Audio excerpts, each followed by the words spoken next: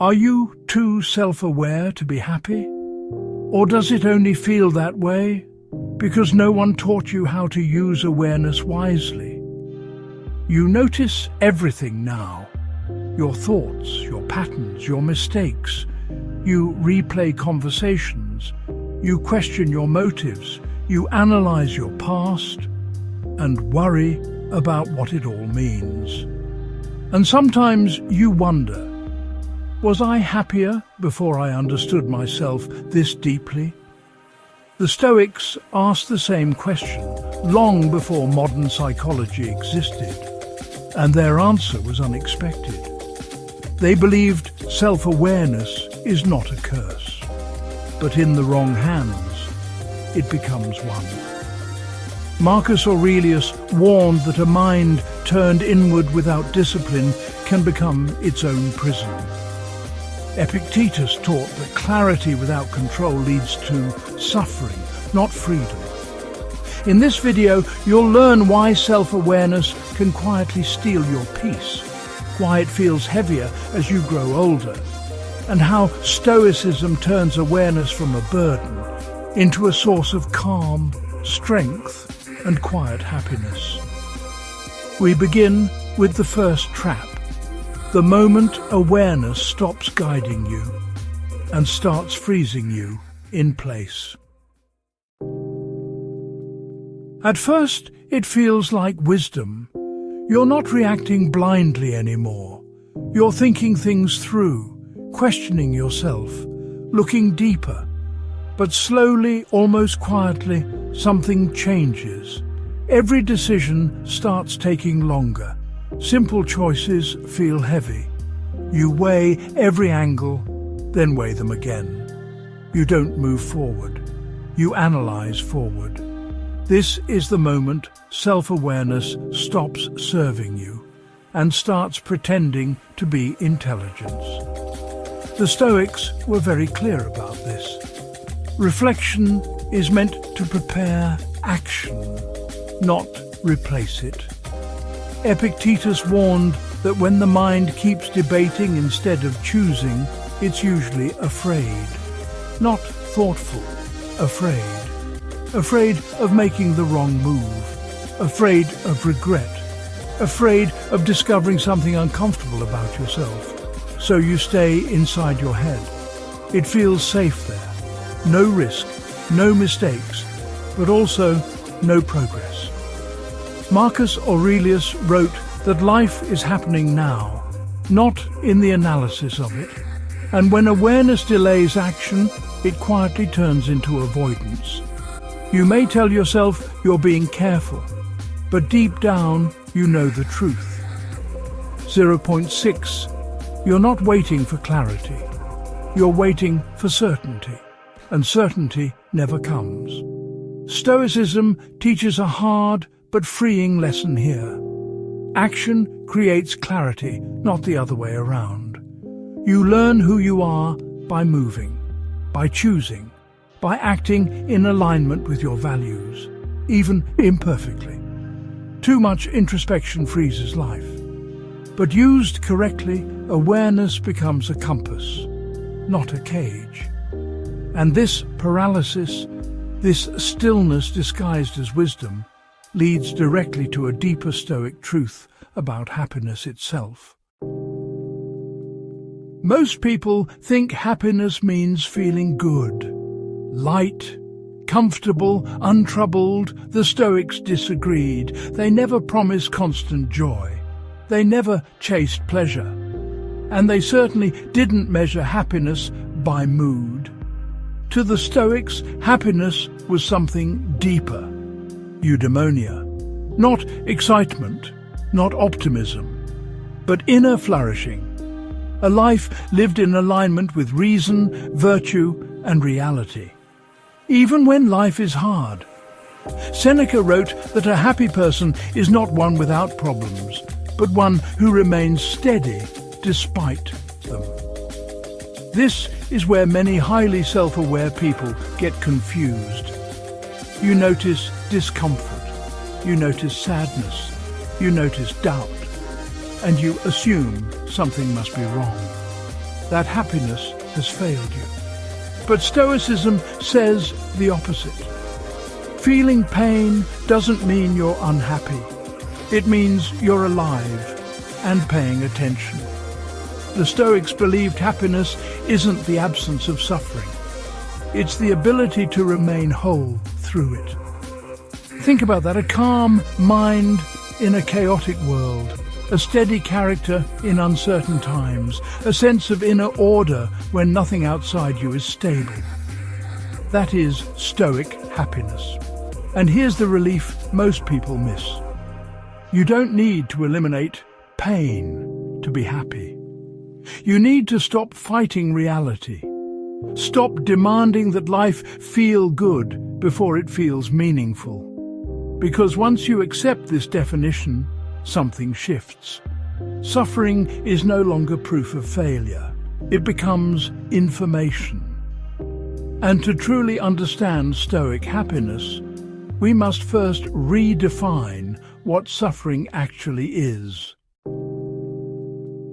Most of us treat suffering like a verdict.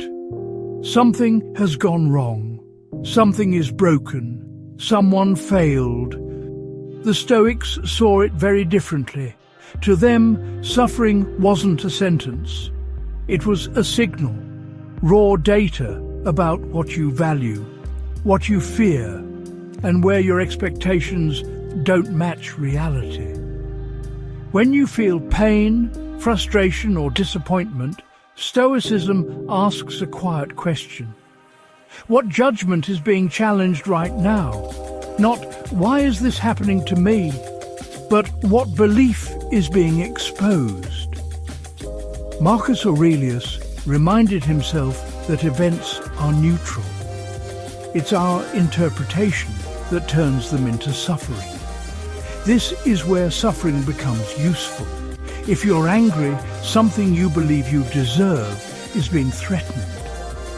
If you're anxious, you're trying to control what isn't yours to control. If you're resentful, your expectations are demanding more than reality can give. Pain reveals attachment, and attachment reveals priorities. Used wisely, suffering teaches you where your inner world is out of alignment. It points directly to what needs adjustment, not punishment. But here's where many self-aware people slip. They notice the pain, then turn it inward as a verdict against themselves. I shouldn't feel this way. I should be more evolved by now. Something must be wrong with me. That's not Stoicism. That's self-awareness without wisdom. Stoics don't judge themselves for feeling pain. They investigate it, calmly, rationally, without drama. Suffering is information, nothing more, nothing less. And when self-awareness forgets this, it stops observing and starts attacking. That's exactly where things begin to go wrong. The more aware you become, the louder everything feels. A small doubt turns sharp. A passing emotion lingers. A minor mistake echoes for days. This isn't weakness, it's mechanics. Self-awareness acts like a magnifying glass. It doesn't create discomfort, it enlarges it. 0.8. When you notice more, you feel more. And when you feel more without a framework, anxiety fills the gap. The Stoics understood this long before modern psychology named it. They knew that awareness without discipline overwhelms the mind. Not because awareness is dangerous, but because attention gives energy. Whatever you focus on grows. A single anxious thought, once noticed, can spiral. You examine it, question it, judge it. And suddenly you're not just aware of discomfort, you're living inside it. This is where self-awareness quietly turns against you. Instead of observing thoughts, you identify with them. Instead of noticing emotions, you become them. Epictetus warned that we suffer not from impressions themselves, but from agreeing with them too quickly. You feel something, and instantly assume it means something. This anxiety must be telling me something is wrong. This sadness must define my life. This doubt must be the truth. But Stoicism draws a sharp line here. Awareness is noticing. Judgment is believing. Most suffering comes from confusing the two. Highly self-aware people often skip this distinction. They monitor every inner movement, then treat each one as significant. The result? Mental noise that never shuts off. But Stoicism doesn't ask you to feel less. It teaches you how to calibrate attention. So awareness informs, without overwhelming. And that calibration changes everything. There is a voice in your head that never stops talking, commenting, judging, interpreting everything. Most people assume the voice is them. The Stoics knew better. Marcus Aurelius reminded himself again and again, you are not the voice, you are the one who hears it. This distinction changes everything, because the inner voice doesn't just describe reality, it decides how reality feels. Left untrained, it exaggerates. It predicts disaster. It narrates your life like a courtroom accusation. And if you don't question it, you obey it. Stoicism offers a simple but demanding practice here. When a thought appears, don't ask, is this me? Ask, is this true? Epictetus taught that impressions arrive automatically. Judgment is optional. You feel anger, automatic. You feel fear, automatic. But the story you attach to those feelings, that's a choice. This is how Stoics train the inner voice. They slow it down, they interrogate it, they remove its authority. Instead of, this is terrible, they ask, is this unbearable or just uncomfortable? Instead of, I can't handle this, they ask, what part of this is actually outside my control? Over time, the voice changes. It becomes quieter, more factual, less dramatic. Not because life is easier, but because judgment is cleaner. This isn't suppression, it's leadership. You're not silencing the mind, you're teaching it its place. And once judgment is trained, a deeper Stoic shift becomes possible. The inner pivot that separates suffering from peace. Most people think choice means control over outcomes. Success, failure, other people, life itself. The Stoics meant something far more precise. They drew a sharp line between what is up to you and what never was. Epictetus called this the core of freedom. You don't control what happens. You control how you respond. You control your judgments, values, and actions. Nothing else. This is the control pivot. The moment you stop fighting reality and start choosing your response to it. Highly self-aware people often suffer because they try to control the uncontrollable. They replay the past. They predict the future. They manage imaginary outcomes. All effort, no peace. Stoicism cuts through this illusion. Peace doesn't come from shaping the world to fit your expectations. It comes from shaping your expectations to fit the world. When something goes wrong, the Stoic question isn't, why is this happening to me? It's, what part of this is mine to choose? Your effort, your integrity, your next action. That's it. The moment you accept this boundary, something strange happens. Anxiety loosens its grip. Resentment fades. Mental noise quiets. Not because life improves, but because resistance ends. You stop arguing with reality. You stop demanding guarantees. You act where action is possible and release what never belonged to you. This is not giving up. It's stepping into real power. And once reality is accepted without protest, a surprising kind of freedom begins to appear. Acceptance is not resignation. It's strategic freedom. Most people hear acceptance and, well, they think defeat, giving up, lowering standards, letting life win. But the Stoics meant the opposite. Acceptance is not surrender. It's clarity.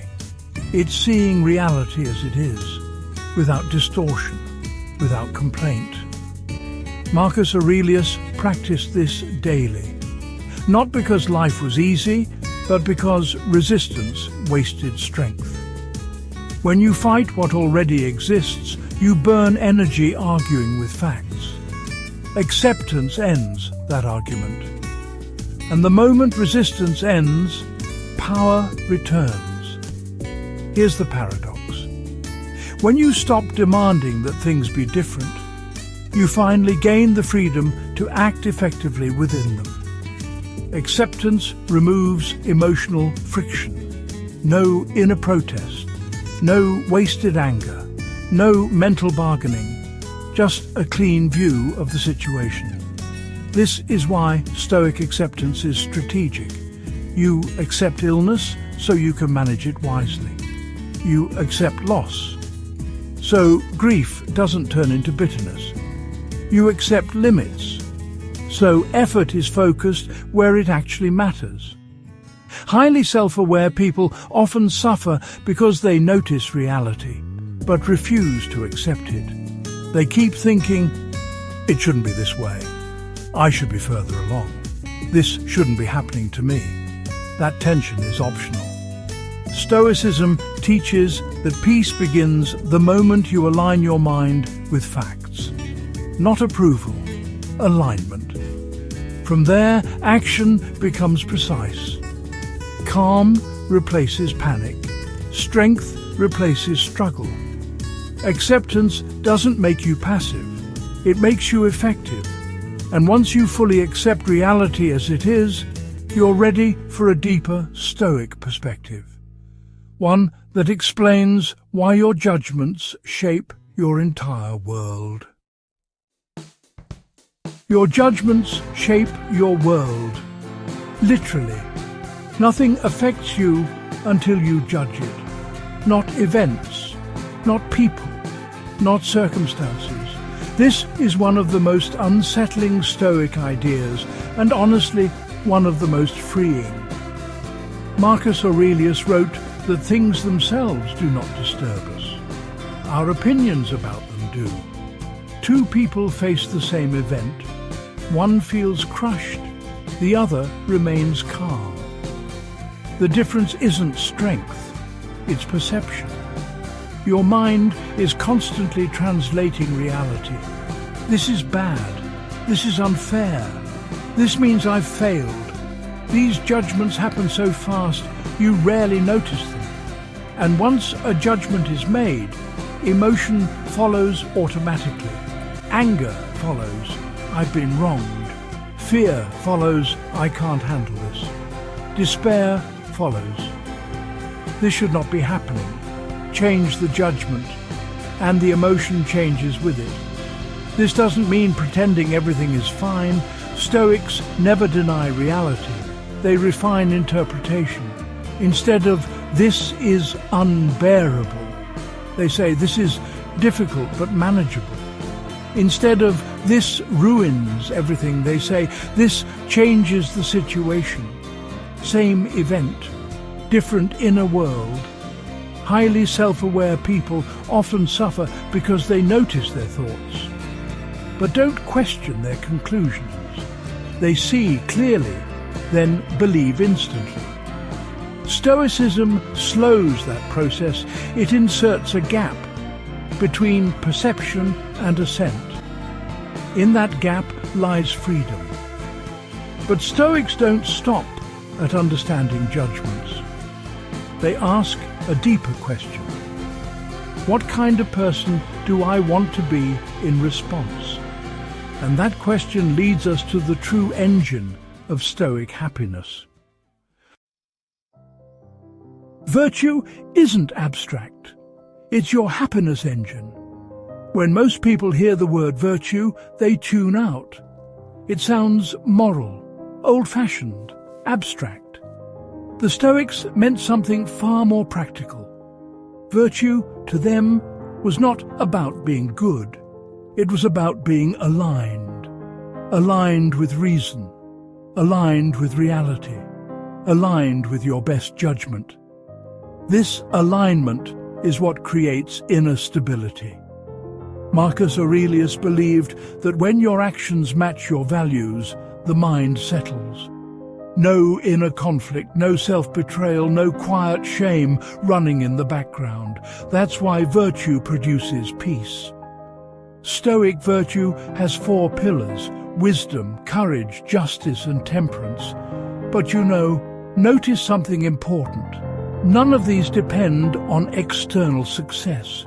You can practice them in any situation, even in failure. This is why Stoics say virtue is sufficient for happiness.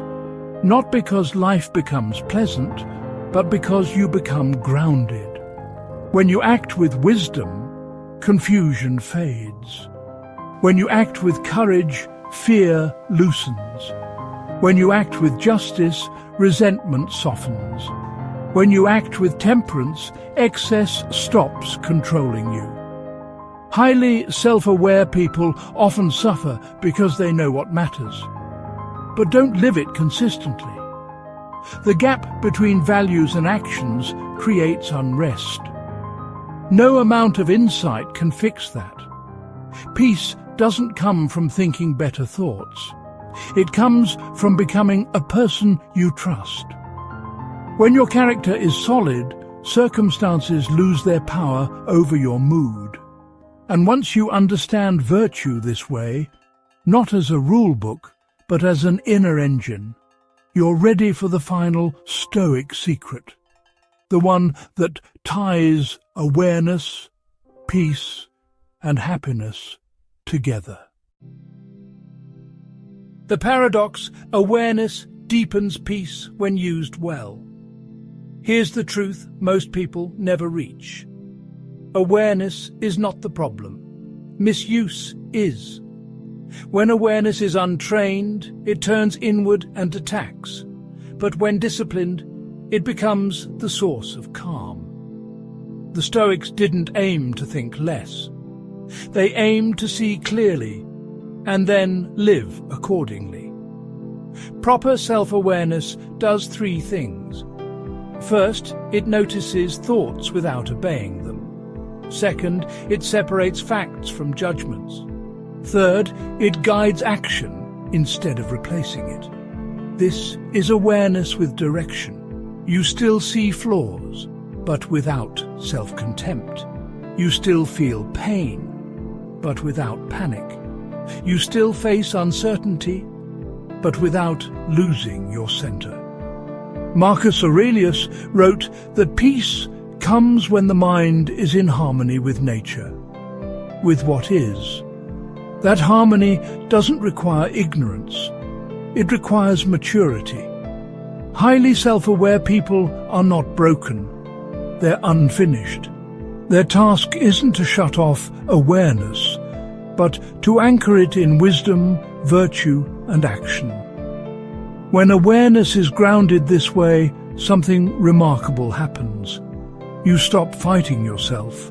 You stop narrating every moment. You start living again. Thought becomes a tool. Emotion becomes a signal. Life becomes participatory, not observed from a distance. This is the Stoic paradox. The same awareness that once caused anxiety now creates steadiness. Not loud happiness, not constant pleasure, but a quiet, durable peace. And with that understanding, you're no longer trapped in your mind. You're finally free to live wisely, not just think deeply. Self-awareness was never meant to trap you. It was meant to guide you. When you stop over-analyzing and start choosing wisely, the mind settles. Stoicism teaches that peace doesn't come from controlling life, but from mastering judgment, action, and character. Use awareness to see clearly, virtue to act rightly, and acceptance to move forward without resistance. Do that consistently, and happiness stops being a question. It becomes a byproduct of how you live.